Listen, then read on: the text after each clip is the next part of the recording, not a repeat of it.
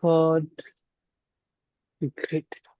Good evening, everybody. Welcome to Karwaan Heritage, and my name is Ishan, and you are watching a lecture that is part of the Karwaan Architecture Appreciation Workshop that we started last year, and now it was part of the Art Appreciation Workshop. But this year, it has got its own individual identity, the Architecture Appreciation Workshop. And as part of this, we are hosting a series of wonderful, pioneering architectural historians from all over the world to deliver lectures, to interact with us, to enlighten us. Because, and I think I should also say that nationality of a scholar doesn't define the scholarship. In the case of Francesca Orsini, we stand in solidarity with Professor Orsini of SOAS. And today we have somebody who I have known for, I think, 3, 4 years. We met online once, and that was to celebrate uh, our friend, our mentor, Kathy, Professor Catherine Asher. So today we have Dr. Hawon from Seoul University, Seoul National University. She is an art historian with a special interest in the visual cultures of early modern and colonial South Asia. She is professor of Indian Studies, Asian Languages and Civilizations, Seoul National University, and is currently also affiliated, was actually affiliated as a visiting scholar within the Department of Religion and Philosophy at SOAS. Her research interests encompass 18th to 20th century cultural histories of South Asia. Her work on Jain temples and paintings during the 19th century has examined the links between Western concepts of religion and law and the shift in patronage and self-dignity, self-identity uh, at these different pilgrimage sites related to Jainism in Western India. Her research on colonial colleges and universities explore how British education was implanted within the colonial state, as well as how the colonial state governed and controlled visual representations of such institutions. In addition, her interest in education has led to research in the depiction of UNESCO World Heritages in Indian history textbooks. I think this is a work that you must again revisit in our times, because at a time when we are rewriting, as in the government is rewriting history textbooks, one has to look back at this work. Today, Professor Koo is going to talk about architecture of enlightenment, which is a study of architecture of colleges and universities in colonial India. We will have a Q&A towards the end of this discussion. So if you have questions for Professor Koo, you can ask them. And if you're listening on YouTube, you can email us your questions at karwanheritage@gmail.com. So without further ado, thank you so much, Professor Koo, for very kindly accepting this invitation to deliver today's lecture. Over to you.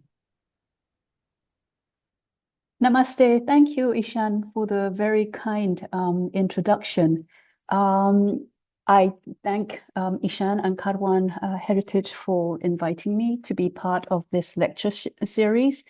And as Ishan mentioned briefly, my research covers a variety of topics on late 18th and 19th century art and architecture of India, up to contemporary South Asian visual culture too. And my current project is focusing on women artists and patrons of the 19th century. And so, as Ishan mentioned, let me now share my slides. Okay, so can you see the slides now?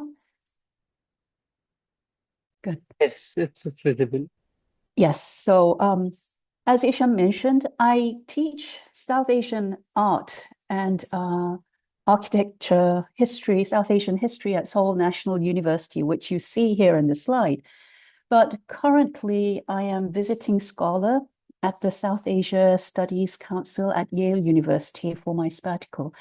And so one thing that felt very different here at Yale was the architecture, as you've obviously seen in the two very different slides. You can see here that towers and spires are scattered throughout the campus, and libraries and gates are covered with these intricate arches and carvings. Classrooms and study rooms open into courtyards, which we can see through glass windows decorated with academic topics. And here the small window pane depicts a professor giving his lecture with the students surrounding him. So Yale University is one of the representative examples of collegiate Gothic in North America, which leads to our topic today, architecture of colleges and universities in India. Now, I understand that this series has discussed a variety of topics on architecture, but I was not sure if the colonial period had been covered prior to the talk. And so when I structured this talk, I divided it into two parts. And the first part will briefly discuss the introduction of architecture by European or English patrons into the Indian subcontinent after the late 18th century, focusing on the rise of the so-called Indo-Saracenic style. The second part, the main part of this talk, will look at architecture of modernity or architecture of enlightenment, as I've used in various titles, that is collegiate architecture of colleges and universities in India. As it is a very broad topic, I will only be able to discuss the establishment and architecture of two pairs of colleges and universities, altogether four in this talk. And I'm sure that some of you may be very familiar with some of these buildings, and I would love to hear more comments and questions or thoughts that as an outsider I might not be aware of about these structures. So the earliest examples of European architecture in India was most likely residences for those who had settled here, but they most likely do not remain. And so the earliest remaining structures, these date from the 16th century, include places of worship, such as these churches of Goa, or forts and factories for the trading companies, which were built with permission from the Mughal emperor or rulers of the area, as seen in these two paintings depicting Bombay and Madras. However, with the rise of the East India Company as a major political force in the subcontinent, we see the new cities being built along the coasts. The promenades or administrative buildings of these cities can be imagined through such maps and etchings of current Chennai or Kolkata. Many recent studies, they've discussed, there are several studies on Kolkata or Bombay. They have discussed the development of such cities and how they were segregated in a sense, with the new white town aimed to proclaim the superiority of Western civilization through the Greco-Roman style buildings lining the streets, or set within expansive parks, such as the Governor General's residence in the city. And here we see the government house in Calcutta.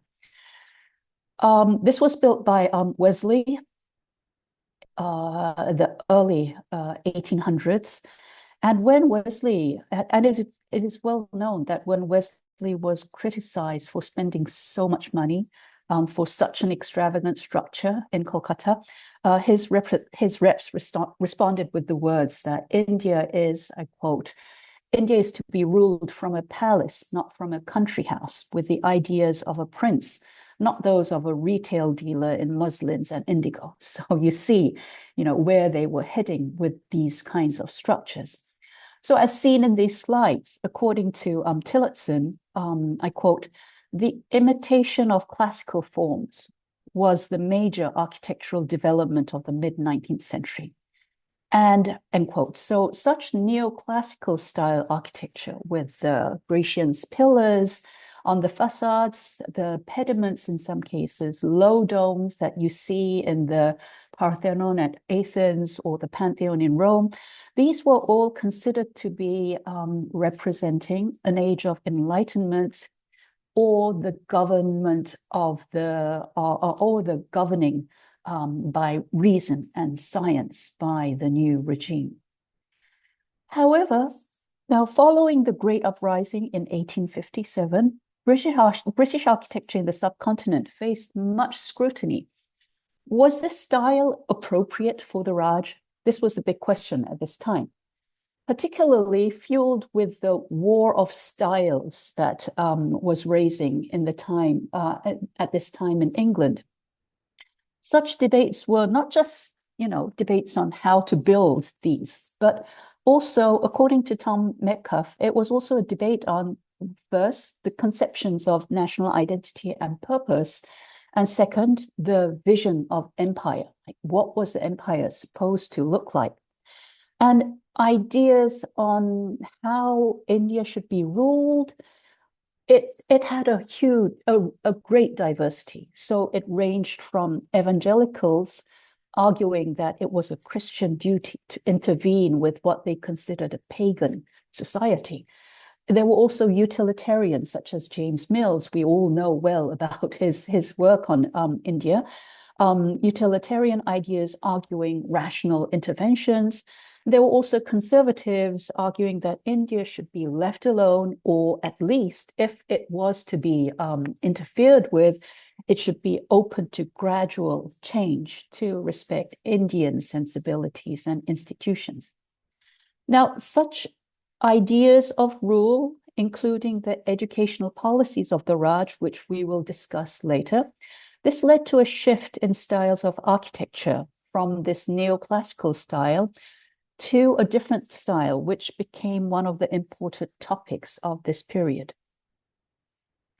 This was also a period in which studies of Indian art and architecture had been really catching up speed. For example, we see here the publications of James Ferguson, and he divided India's architectural history into Buddhist, Hindu, Islamic, and he viewed the Buddhist Gupta period as the apex of Indian architecture. We can see on this image that he put the tope or the stupas at the front of his book. And anything that followed was considered to be degenerate. So it was basically a similar opinion to those considering Indian art, in which Gandharan Buddhist sculptures were supposed to be the best, and everything after that was, falling beyond that. Anything after that was considered degenerate. Particularly, he decried the monstrous, that's his words, the monstrous temples of South India, as we see here in the Meenakshi temple. But there were a few exceptions, which were highly regarded by Ferguson or other British architects of this period. For example, Tughlaqabad in Delhi was one example. They thought it was a very good example of fort architecture. Or another, one of the most famous structures of the world, and you all might have guessed what it is, the Taj Mahal. And as the idea that gradual change may be more suited to India, as these thoughts became more prevalent, architectural styles also shifted from the neoclassical to a hybrid style, which is often called Indo-Saracenic. I believe a highly complicated and problematic term. So what is Indo-Saracenic architecture? In earlier writings, Ferguson uses the term Indian Saracenic architecture. And in his writings, Indian Saracenic architecture means architecture built by Muslim dynasties in South India after the 12th century. Currently, we now use the term Indo as Islamic architecture more commonly. But as the British began to look for an architectural style that could replace the neoclassical style, and as they were looking for a style that both reflected the empire as well as Indian sensibilities, Indo-Saracenic became to mean a style that was based on European principles, that is, a European structure, with Indian architectural features. such as the high onion-shaped dome, chatris, or the chaja, or these Bangladar roofs, all of these features. And particularly, the British only wanted to use features which were acceptable to them. That is, Saracenic, or in the case of Indians, Mughal features. So Indo-Saracenic would be a European structure. So now, as we understand it, it's a European structure with an Indian or Saracenic or Mughal components. Now, the use of Saracenic or Mughal features or components was due to several reasons, including the studies such as Ferguson's that preferred Mughal architecture over Hindu architecture. Also, the British at this time, they related Hindu architecture with domestic use, while Saracenic architecture was deemed more suitable for the display of power due to its relationship with architecture of early Christendom. There is this overlap with early Christian and Islamic architecture. And so, in addition, the European familiarity with arches, domes, and other architectural features throughout the Mediterranean or Middle Eastern Islamic lands, this led to a more easier acceptance of such features.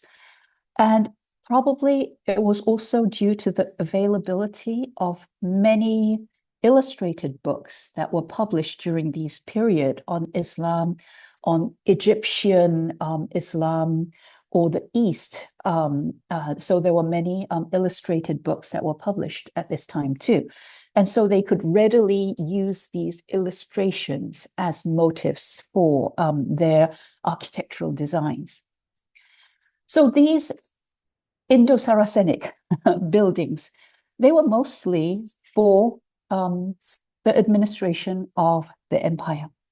The first example, the earliest example of Indo-Saracenic architecture is usually considered to be the Revenue Board building in Madras. But in many, many cities and towns, like wherever you go, I would be just passing by a city and you would see like an old post office or, an old city hall, courthouses, train stations, museums, particularly museums that display the history of the past, of the Indian past. These were deemed suitable to be built in this style. And in addition, many schools too were built in this style. So, for example, we see here Mayo College, and we will be getting back to this building soon. But I have one final comment / question on Indo-Saracenic architecture. So, such Indo-Saracenic style structures, were they only built by the British for only colonial administration? That is not true. Actually, by the end of the 19th century, this style began to be adopted by Indian rulers, so-called native princes, and rich merchants for their private residence and palaces. And they were not just colonial buildings of administration. So you can see here in this example, lovely building, lovely palace. I believe now it's open to the public. I see lots of photos on Instagram, but when I last visited, there was no photography allowed. You had to be so careful of everything. But now I heard that it seems that it's very much open to the public. The Lakshmi Vilas Palace in Vadodara was built in 1890 for the Baroda Maharaja Sayaj Gaikwad II at this time. So in addition to the Lakshmi Vilas Palace, there were many, many palaces built throughout North India and South India at this time in this Indo-Saracenic style. Each ruler had a different reason for selecting this eclectic style. However, we can argue by this period, despite there was already criticism about this Indo-Saracenic style, that it was a cliched style. It was a superficial style. It was just like sticking Indian components onto it was a very superficial style. So despite of these criticisms, the Indo-Saracenic style became representative of progress and modernity in a sense. And it was selected for the palace architecture for such progressive rulers, as we well know in the case of Maharaja Sayaj Gaikwad, who believed that such architecture, the Maharaja or else his patrons, or else the British residents at this time, believed that such architecture represented the harmony of tradition, Indian tradition, with the advancement or progress of modernity.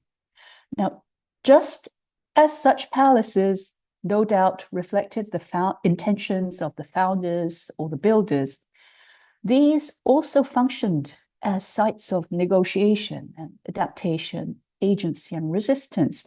And these were sites of indigenous engagement with the West. Like, how can we talk? How can we address the West? And how can we make it our own? And this can be also found in the architecture of education, where notions of education, nationalism, and modernity were being formulated and contested at the same period, during the same period. Now, the first modern educational institutions were established by the British in India by the late 18th century. For example, we can think of the Calcutta Madrasa, 1780, Sanskrit College, Benares, 1791. I'll be using the old names when I'm talking about the British times.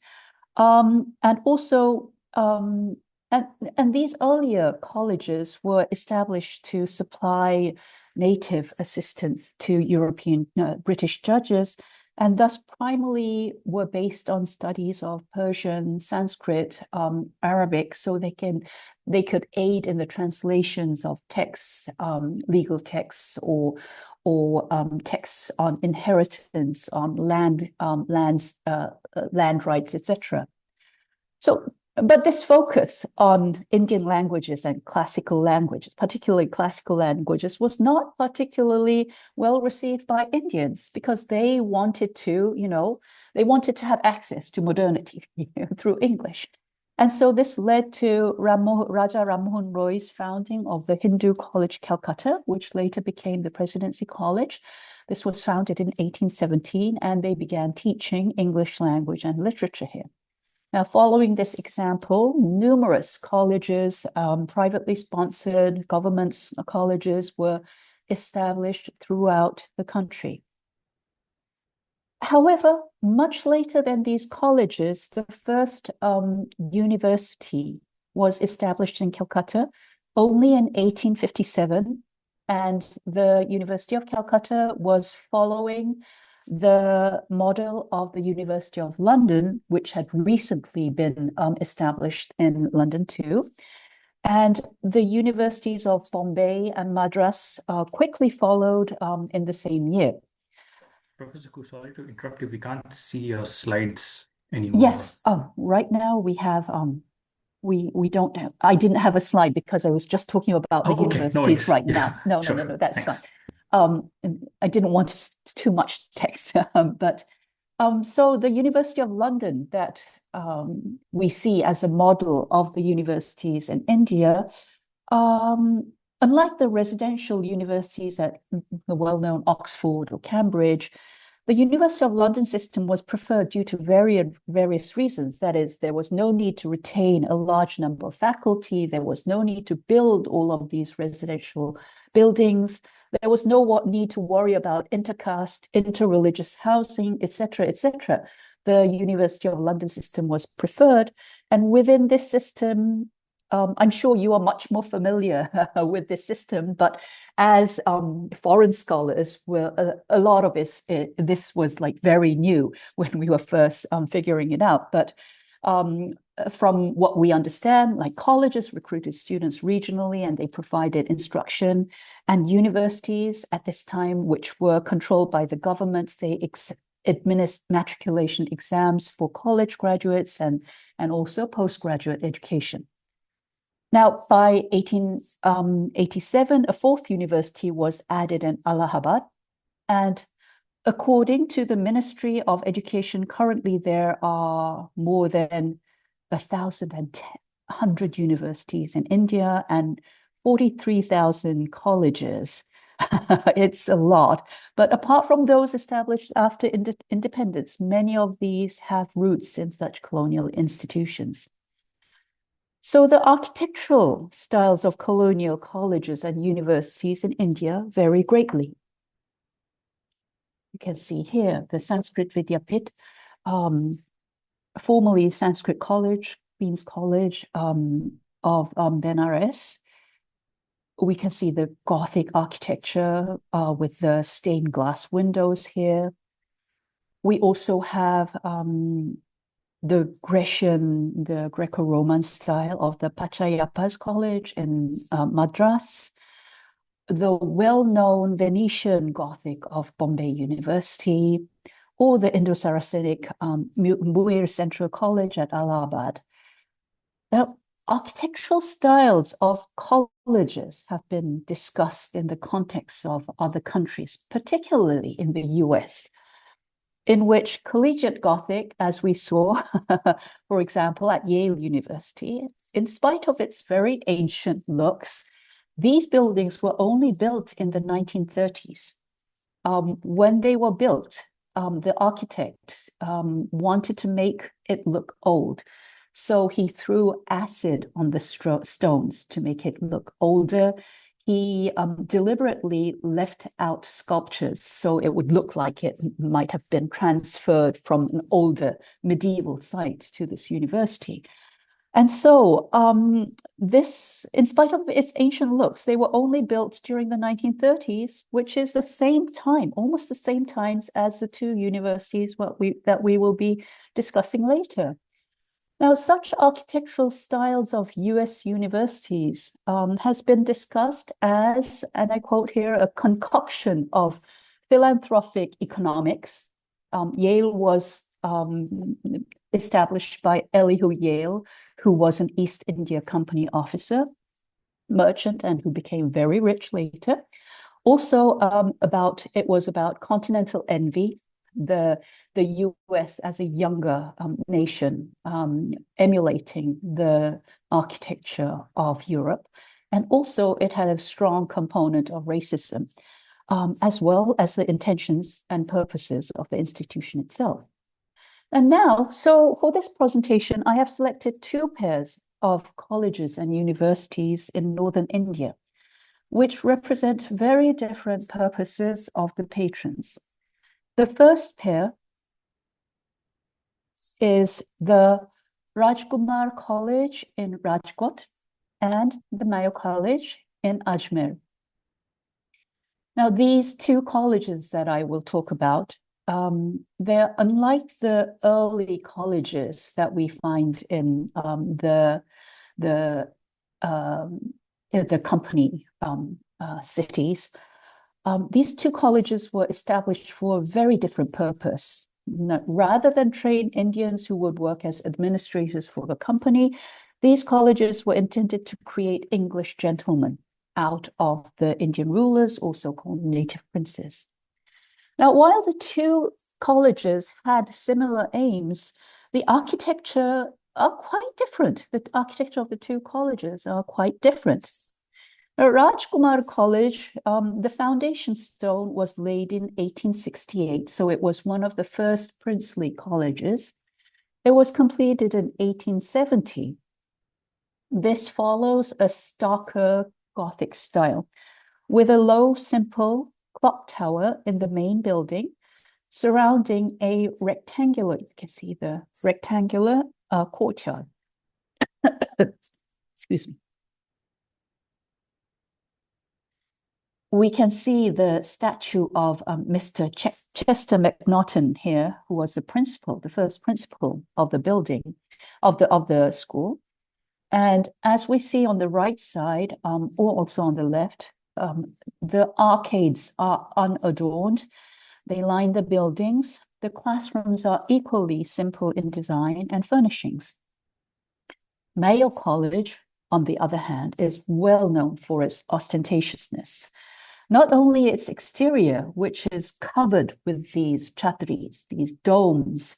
You can see the Bangladar roofs, which were supposed to be the symbols of imperial authority. Also the bulbous columns, which were also used from the Shah Jahan period to express the imperial Mughal throne. So we see all of these features scattered throughout the building.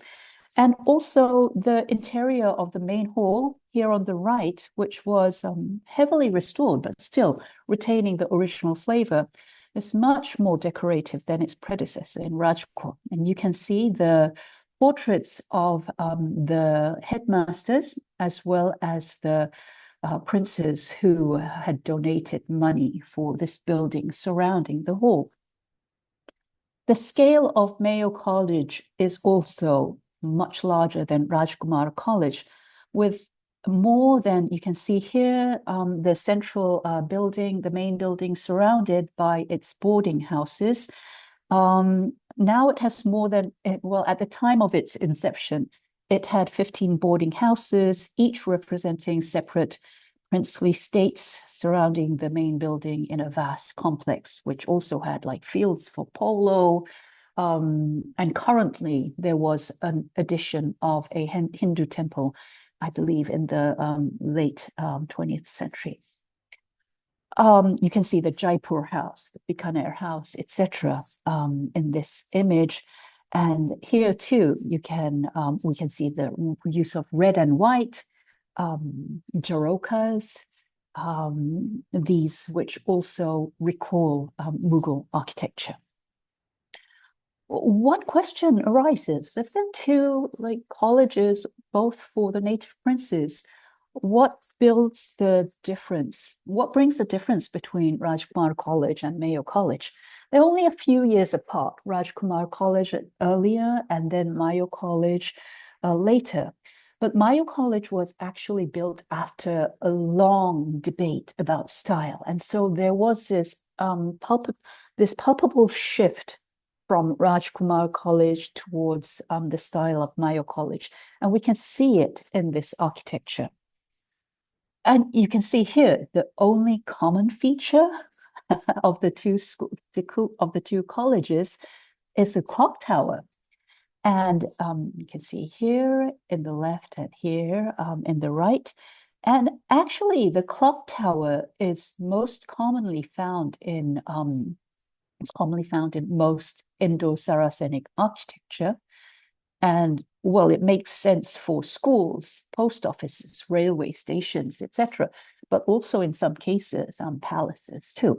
And so why is there this emphasis on the clock tower? And it's kind of obvious if you think about it. It's a representation. The clock is a representation of Western modernity. It was, according to the British, a reflection of discipline and orderliness that defined one idea of the modern, that was precise time. And so apart from the clock tower, we don't really have a lot of common here. But one apparent answer for this difference in style could be the location of the colleges, which was directly linked with the political and financial clout of the patrons. Now, unlike Mayo College, which was centrally located in Rajputana in Ajmer, and also supported by the larger princely states, including Jaipur, Udaipur, Jodhpur, Bikaner. These were the bigger states. Rajkumar College on the left, it was patronized by the smaller states of Kathiawar, which did not have as much resources as these bigger states. Another reason, apart from economics, could have been a shift in the attitude towards education of the princes and chieftains, as I just mentioned, that there was this huge debate. It is well known that when Mayo College was first being planned, it takes the name of the viceroy at that time, Lord Mayo. The viceroy preferred a more classical design, that is, with Greek columns and Greek domes. And he believed that this would represent the reason and enlightenment of Western civilization that the native princes should be learning. However, it was finally built in this Indo-Saracenic style so that the school would feel, and I quote, more familiar to the princes, so that they would not feel so out of place. So this change happens. And the Rajkumar College or the earlier colleges, for example, Pachayapars College, Madras Sanskrit College, Benares, Rajkumar College, these all followed a clearly European style, whether it was Greco-Roman or Gothic or, it's following this simple European style. However, after Mayo College, we can see that most colleges were built in the Indo-Saracenic style, an amalgamation of Mughal, Islamic, and Indian architectural features affixed on a Western structure. While I argue that while the early colleges built in the purely Western styles represent a straightforward transmission of Western knowledge, the shift towards an Indo-Saracenic style architect indicate that there was the shift towards a colonial governmentality, which posited the possibility of self-governance, and it also incited the desire for such governance and modernity, particularly among selected Indians, the princes. But also at the same time, it was simultaneously declaring it unachievable. Just as they needed to be in familiar surroundings, India could never achieve the modernity of the West. So it was like instilling these ideas within the education of these princes. So the same year that the Maharaja of Alwar entered Mayo College, and there is this episode where he was the first student to be accepted to the college. He entered the college on the back of an elephant, accompanied by 300 servants. The same year that he entered, another college opened across the plains. And this college was Mahomedan Anglo-Oriental College. And this was based on completely different principles. 1870, Forster's Education Act was proclaimed, and it allowed the British government to fund Christian missionary schools. And this led to equal rights for all religions. And so this led to the establishment of several Indian colleges also founded on religious principles. So the Mahomedan Anglo-Oriental College, or MAO College in Aligarh, was founded by Sir Syed Ahmad Khan, who was born into an affluent, influential Muslim family, and he worked for the company's civil service. Now, I want to compare Mahomedan Anglo-Oriental College, which later became Aligarh Muslim University in 1920. I want to compare MAO College with another denominational university, which began from a college, the Banaras Hindu University, which was also established in 1915 by Pandit Madan Mohan Malavia. Now, Pandit Malavia was born into a Brahmin family, and with a BA from the University of Calcutta, he later became a prominent member of the Indian National Congress. I'm sure you're very familiar with his life too. And BHU itself was also based on an earlier college founded in 1898 in Varanasi, the Central Hindu College. Now, why do I choose these two particular colleges that later became universities? They are often called sister institutions by scholars and by their contemporaries. And also, while there have been several colleges established by Indians prior to both colleges, and there were several, we've already looked at, several of them. Mahomedan Anglo-Oriental College was one of the first to embrace religious principles as a founding value. Now, although MAO College and or CHC College, like both of them, both colleges admitted students of other faiths. They both shared a religious principle in that MAO College was founded to advance the Western education of Muslims, and Central Hindu College, the predecessor of BHU, at the time of its inception by Theosophist Annie Besant and Varanasi Banya Bhagavan Das, it aimed to provide instruction in Hindu religion to Hindu students. And in addition, the two heirs of MAO College and Central Hindu College, that is, Aligarh Muslim University and Banaras Hindu University, were the first universities to be founded by Indians. They were the first universities to be founded by Indians. At the time, they were granted the status of universities, unlike the British established universities at Allahabad or Calcutta. They were also the first universities to undertake residential education, which was usually not done in these universities and the prerogative of colleges and usually avoided by the British. Now, due to the restraint of time, I cannot go into the detailed histories of Aligarh Muslim University to be Mohammedan Anglo-Oriental College, or the convoluted and complicated manner in which Banaras Hindu University arose from the ashes of Central Hindu College. However, I think it is crucial that I discuss the changes in educational objectives and policies.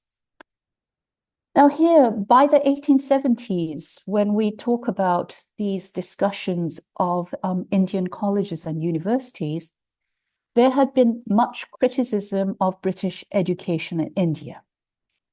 Both British and Indians believed that government colleges and universities were not providing adequate education. They believed that these had failed to achieve both goals of providing mass education for all Indians.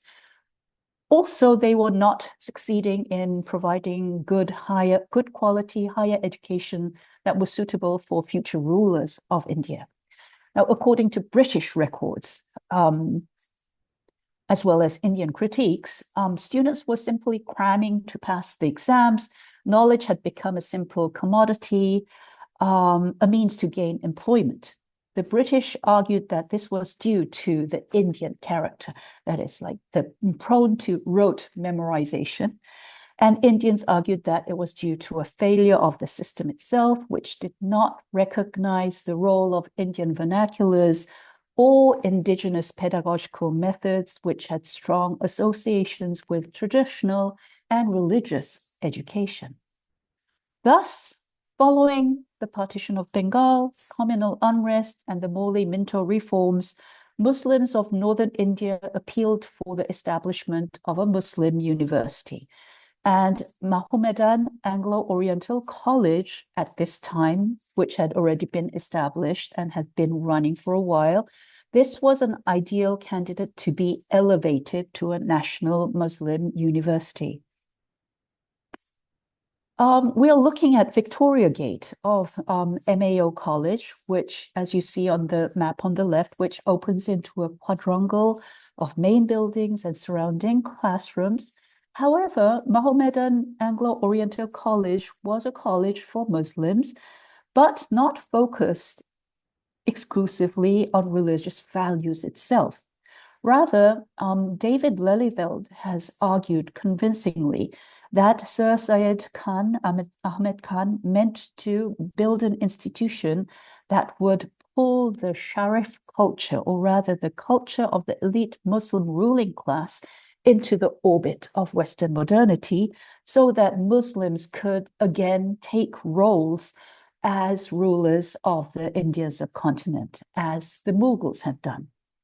Now, while Victoria Gate, as we see on the right, with its red and white sandstone and the painted walls, this reminds us of Mughal gateways, as we see in Fatehpur Sikri or Delhi.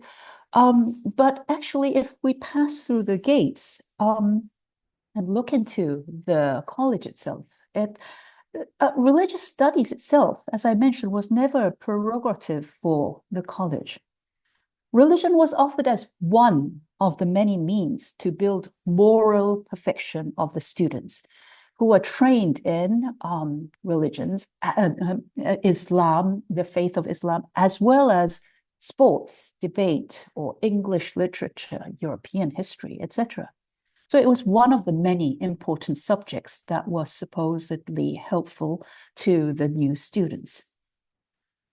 Strachey Hall, named after the British officer stationed at Aligarh at this time, has Mughal features such as the Jaroka or the Chhatris, but these are restrained. These are very restrained within a simple European-style gabled building. Among these simple buildings that surround the quadrangle, the most ornate building on campus is the mosque that you can see here next to Strachey Hall. It is a beautiful mosque following the Delhi prototypes in a smaller scale and with inscriptions that were salvaged from a destroyed Mughal tomb. However, this mosque was not completed until World War I, and it was only after Mohammedan Anglo-Oriental College became Aligarh Muslim University that this mosque was completed.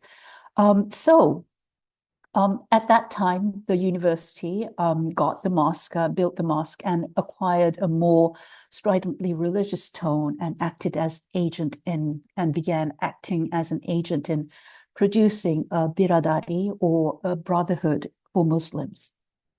Now, on the other hand, Banaras Hindu University was a brainchild of Pandit Malavia, who had envisioned the university to teach technology and science, as well as India's religion and culture in Sanskrit, or at least Hindustani, in the very center of Hinduism. Dodson has discussed the role of Banaras or Varanasi in the imagination of the British as well as Hindu nationalism.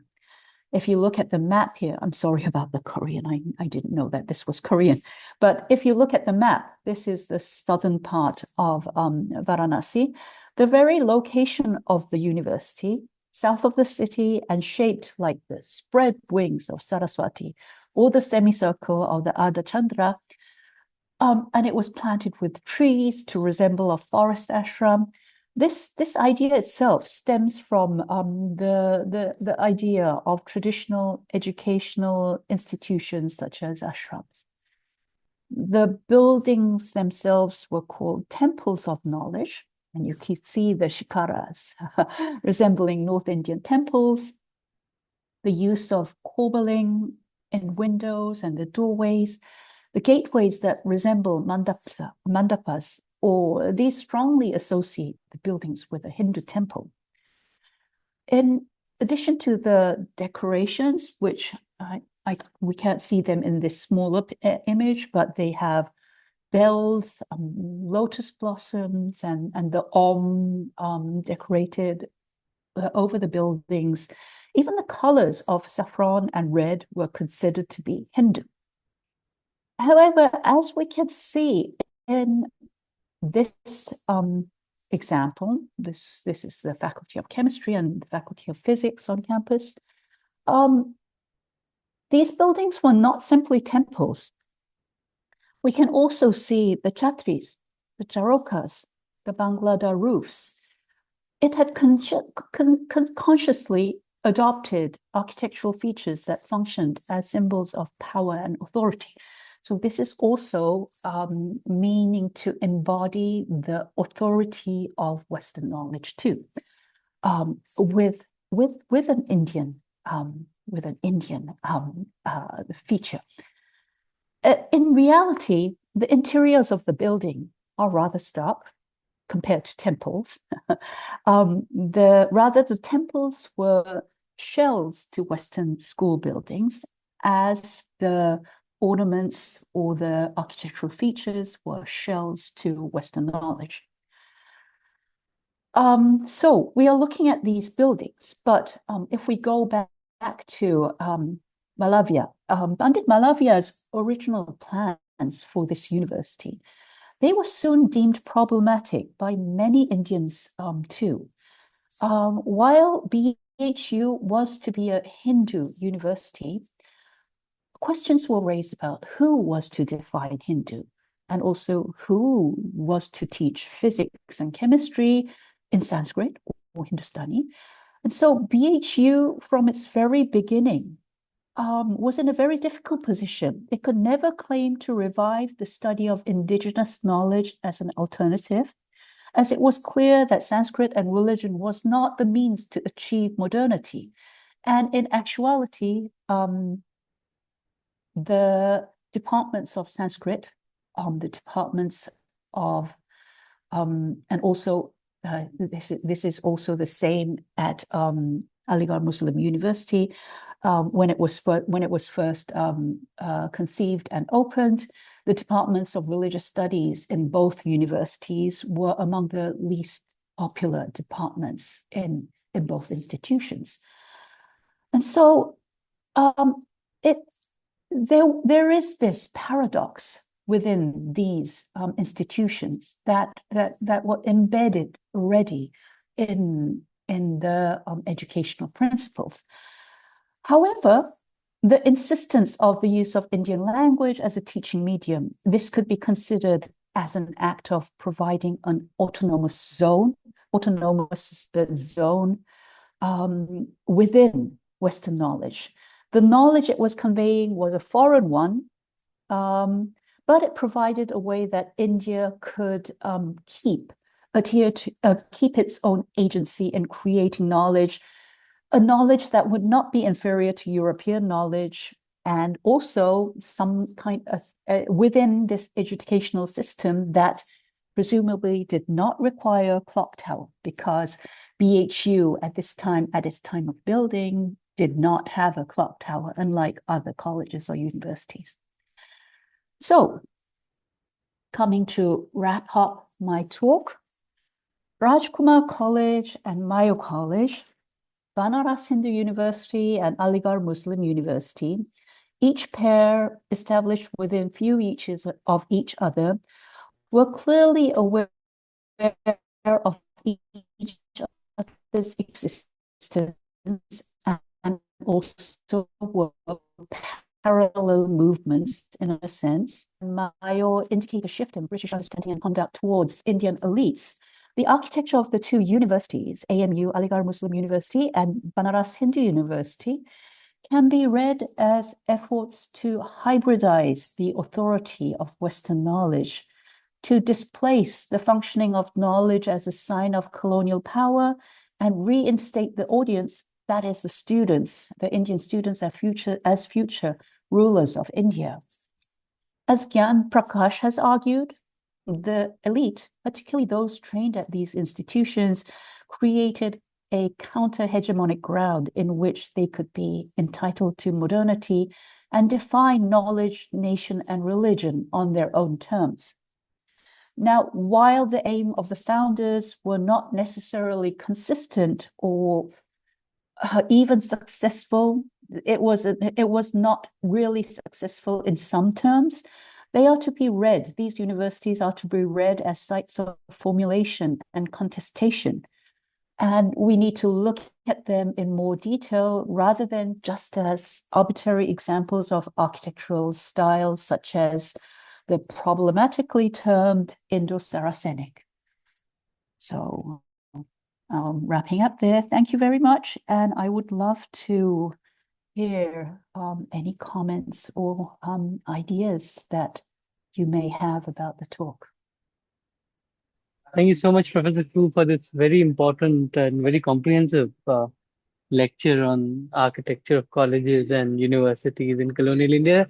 The floor is open, guys. If you want to ask questions, please raise your hand and we'll take your questions. I'm sure some of you have, I don't know if there's alumni here, but I would love to hear more from you too. Yes, Geeta, please. This is not a question, but just the Gindi Engineering College in Chennai is supposed to be the oldest institution which was built outside of Europe, which is if I remember right, it is 1794. And if you see those buildings also, it is of course it's been built by the British, but older than whatever we spoke about today, and outside of Europe, the oldest building. So Okay. so very typical archers, indoors Yes. arsenic, whatever we understand it as, and it still stands, and it's a working university even today. And it also celebrated. My father is from that space, so it celebrated its 200th anniversary. Oh, And okay. my father went there and the space is still as beautiful as ever, even now. I, Yeah, I should make a trip definitely to see yeah, to see what it looks like. Thank you for that comment. Yeah. Is there any question? Rohit. Sorry, Prakhar, just No, no, please, Rohit, please go ahead. yeah. Again, more than a question, kind of, it is something that we don't talk much about, don't kind of also read much about. I mean, like, this is definitely a gap between, and I've been lucky to visit the Banaras in the university very often, and even so, I'm a travel professional. I Oh, work with inbound travelers who come into the country. And often even when we are leaving central Delhi and we cross the Lady Irwin College very often, yes. so we forget the importance Mm. of what the role that they played in the history, Mhm. and how the language that I'm using, and how we are communicating these days. Mhm. And this is something that I would love to learn more about, and I think you've spotted many important facets over here. So thank you so much for that. Just Thank wanted to you. say that. I Thank you. actually have next on my list is the colleges and universities in Delhi, because St. Stephen's, Lady Owen, or Miranda, there are some old buildings there too, and it's just been I haven't been able to really get into those, but it will be really lovely to learn more about them and see how, particularly in Delhi, how within the capital, how they have formed this consciousness within the Indian elite. So yes, thank you for that comment too. So if I may just add to that, I mean, like the Banaras Hindu University, as you mentioned that, the idea of that who is a Hindu, and I Mm. think the census had happened, and I think many people were made to tick boxes as to what caste you belong to. Can you just slightly kind of elaborate a bit more about then, I mean, like what happened eventually? I mean, like, what kind of admissions happened, and were they only elite class, or other people were allowed to kind of also study there? Um, I think for Banaras Hindu University, we really have to trace back to Central Hindu College, because Central Hindu College was established by Annie Besant. And if you must know very well that Annie Besant, as a theosophist, was one of the first Europeans who tried to understand Hinduism in her own very specific way. And so this college was based on her beliefs, well, the beliefs that she propagated. And this was not quite acceptable to many Orthodox Hindus in Varanasi too. And so even when Banaras Hindu University, when during this period when it became Banaras Hindu University, there were many clashes between the Annie Besant school, as well as the Orthodox school, and Pandit Malavya in the middle, I believe, was kind of he was trying to make sense of it and trying to rationalize both sides, but it was not very successful in a way. And so it ended up, I believe that at the first first opening, it was mostly open to, it was supposed to be open to everyone, because Pandit Malavya was also very close with Gandhiji. And so you see this opening of institutions to everyone. But on the other hand, this was not a sustainable way to run a university, because there were inevitably food issues, sleeping issues. And so it caused a lot of issues. And eventually, I believe the houses, the dormitories, these were run by separate segments of the universities. But there is that very difficult question of what is Hinduism and who is a Hindu, and the variety of arguments that were going on at the same time. And I think that the whole notion of trying to gather them all into a single university was the most important part of institution, which would encompass everyone. But also there were the difficulties there. So yeah, I could send you a couple of references if you're more interested in this, and they would give you much more insight, I believe.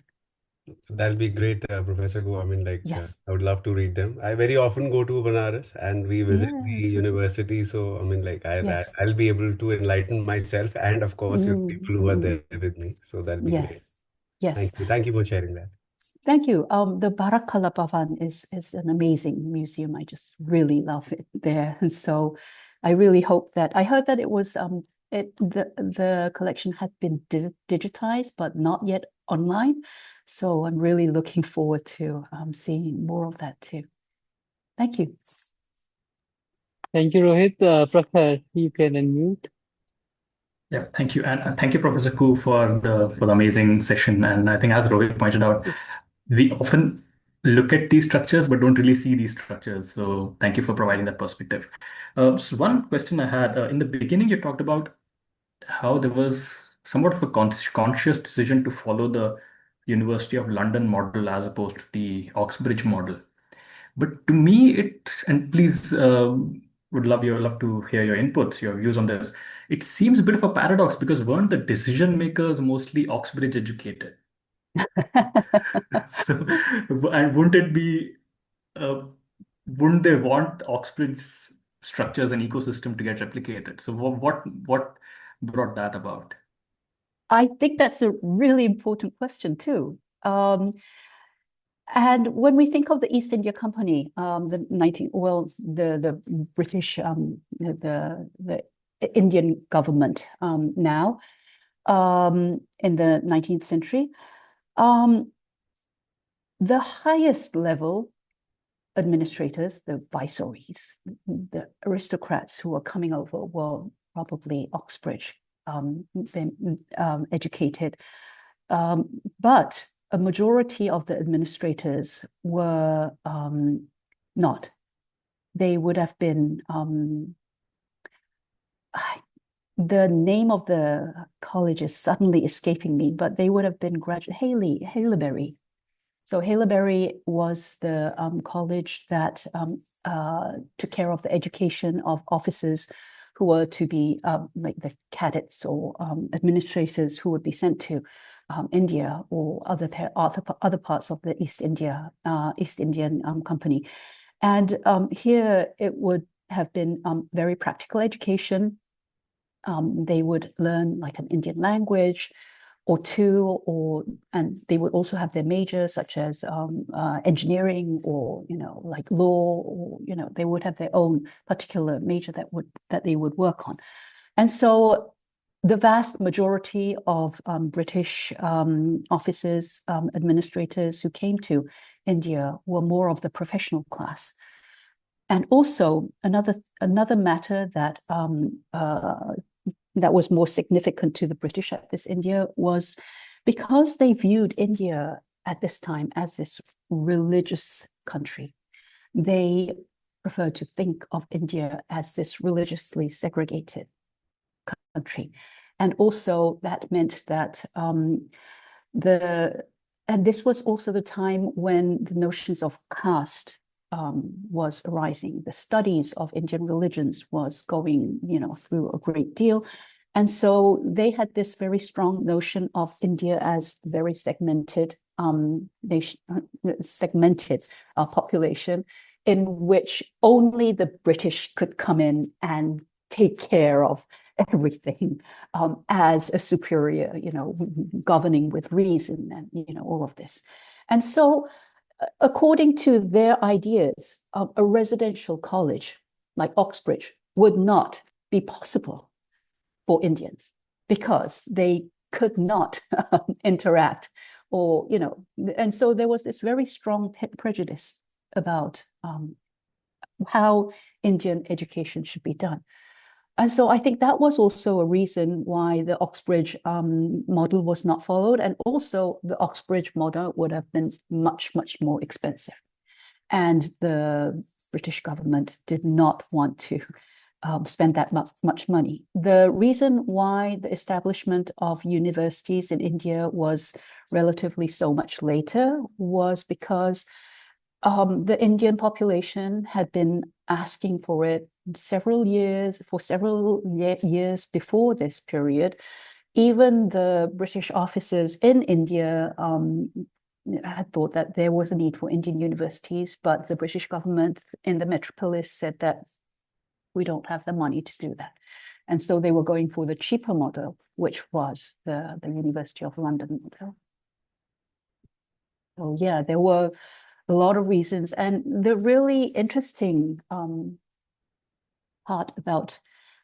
interesting aspect about these colonial histories is that there's so many factors that work together at the same time. And many times as scholars, we tend to just look at one thing, like we just look at, economics, we just look at caste, we just look at religion. But in fact, it's a lot of things that are happening at the same time and reflected in the decisions at these times. So yeah, I hope that answers your question. Yes, it does. Thank you. I'll read up more on it, but thank you. Thank you for the insights. Thank you. Thank you so much, Professor Fu, for taking out so much time from your schedule to do this lecture. I'll just summarize what you spoke in today's lecture for those who are listening to us on YouTube. Today, Professor Fu talked in detail about so if we can divide the lecture in two parts for our understanding, the introduction of European architecture and the rise of Indo-Saracenic style, followed by what she examined as the four specific educational institutions in India and in America. She explains how Indo-Saracenic architecture emerged as a hybrid form in a way, which combined European structures with these Indian features and like onion domes and the chhatris, which represents a shift from neoclassical styles after the 1857 uprising, and compares two pairs of institutions, the Rajkumar College, which is simpler Gothic style college, and versus the Mayo College, which is the ornate Indo-Saracenic style for native princes, and the Mohammedan Anglo-Oriental College, which is AMU, versus the BHU, Banaras Hindu University, which is as religiously founded institutions that aimed to hybridize Western education with Indian cultural identity. She also argues that while the princely colleges reflected these changing British attitudes towards spaces that could challenge colonial power, structures like these they also maintain cultural authenticity, though she notes that these institutions face inherent contradictions between their religious foundations and their pursuit of Western modernity. And as she pointed out, there can be many questions, even on caste, who was excluded from these institutions, the Dalits, the women, and others. Even within, when they're calling it Indian institutions, one has to accept that they were following this dominance model which the British gave us. And most of the curricula was in English in these universities. And another question that came to me, which I'll, of course, write to Professor Kuhn later on, is was it an apologetically inspired architecture after 1857, while also maintaining colonial dominance? Because most of these architectures were designed by the British. So, were they kind of uh, playing their own politics, colonial politics, while designing institutions for Indians, so-called, and so can we call them um, decolonialization or whatever that they were doing, rather than recolonization or whatever we have to find out a new term for this architecture, Yes, because this certainly was a colonial architecture, yes, yes. even if they were saying that they are going to decolonize and make education accessible to everybody. The Western boarding system was there in most of these colleges. Mayo College certainly was a boarding school, which is a Western concept. They were gated colleges. Then you talked about the tower. All those things are part of the colonial imagination. Yes. So the discussion actually should go on and on. But this is towards the end. Thank you so much, Professor Ku, again, for helping us think of these questions now. Because as Rohit and Prakhar and others mentioned, that we were looking at these buildings, we were visiting them. Some of us studied in those buildings. Delhi University, again, is one of those universities that came about around independence, and Calcutta University you mentioned, and of course other universities. But we never thought of these buildings beyond our examinations in college. So thank you Yes. so much for doing that, for helping us think more critically about these buildings. Thank you. And I just wanted to mention that I don't, wherever you're from, like if you're from Pune, like Lucknow or wherever, you will find these buildings everywhere, and none of them have been studied.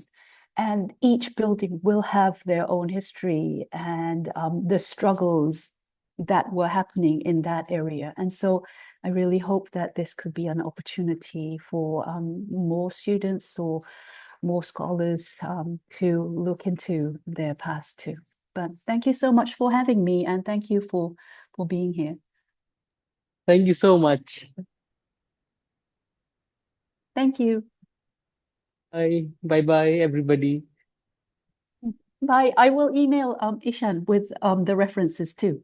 Yes, and please Yes. do share your article, because I couldn't find it online. I would love to read the old article that you wrote. Oh, okay. That one was in Korean actually. So I have not had the chance to write it in English yet. Oh, But once you do that, please do share. yes, I will. Otherwise, I I'll have to will. use Google Translate to do it. Yes. But thank you so much for your interest, and I'm going to say bye. Bye, bye, bye. Bye.